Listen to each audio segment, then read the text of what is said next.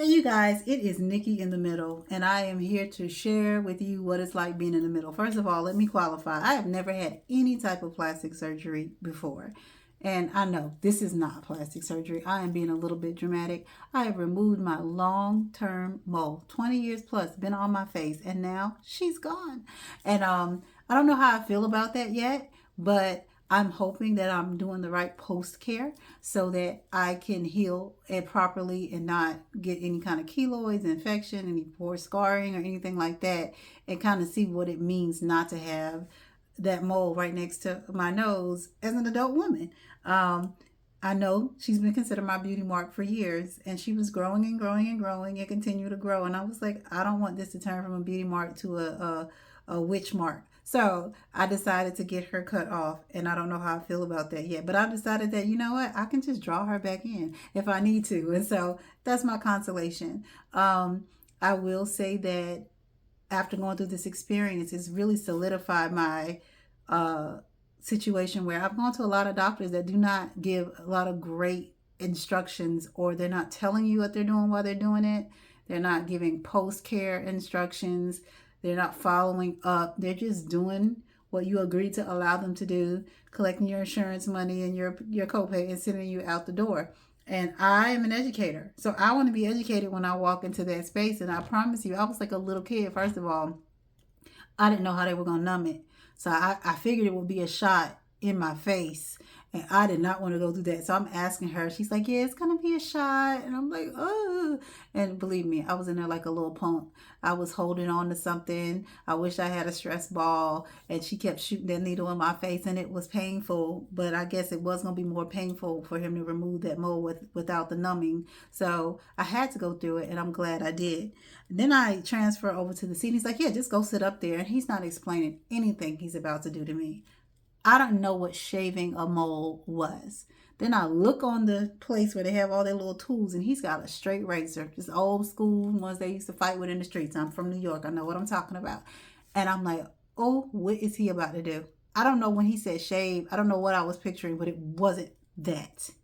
Uh, and so then he's like, yeah, hold your cheek, hold your cheek. And I'm holding my cheek down and I'm terrified. And I really want to ask his assistant to hold my hand. I am definitely like a 5-year old in there by myself, scared, okay? Scared to death. And so I'm holding my cheek. Don't move. I want to run. Forget don't move, right? But I'm like, if I move, he gonna cut off my whole cheek. So I had to stay still while this man brought this sharp razor to my face. And then it was done. I didn't feel anything, thank God, and it was over. And I didn't even get to see it. I saw him drop something in this little cup for the biopsy.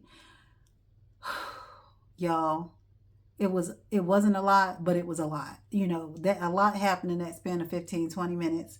And I had to get over my trauma. And then when I left, they gave me this little band-aid, this exact band-aid here, right?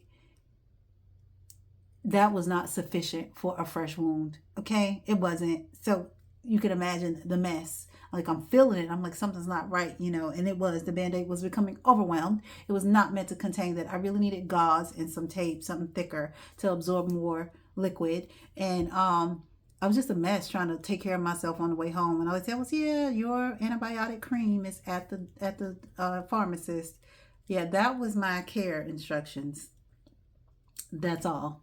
So I had to go to Google to figure out what I'm supposed to do with having African American skin and all this other stuff. And Google hooked me up. I know people are like, oh, don't go to Google. AI has transformed Google, believe me, bringing in research and information. Ask better questions, get better answers. And it was able to help me know what to do. Like I wasn't even supposed to look at this cut for 24 hours because of the melanin in my skin. I didn't know that though. Maybe the doctors didn't know it because they were not melanated. And I had to figure those things out on my own, but it was too late for all that. But it told me, I told what happened and it told me how to address that. And now I think I have some sort of real care plan on how to do this without scarring myself up and definitely trying not to get another keloid. So just wanted to share my experience. Advocate for yourself, ask questions, don't be shy, and just get as much information before your procedures. Don't just walk in there blind and not knowing, because that is a bad situation. All right, that's Nikki in the middle. Still learning, still growing, still maturing. Please don't judge me. Have a great day.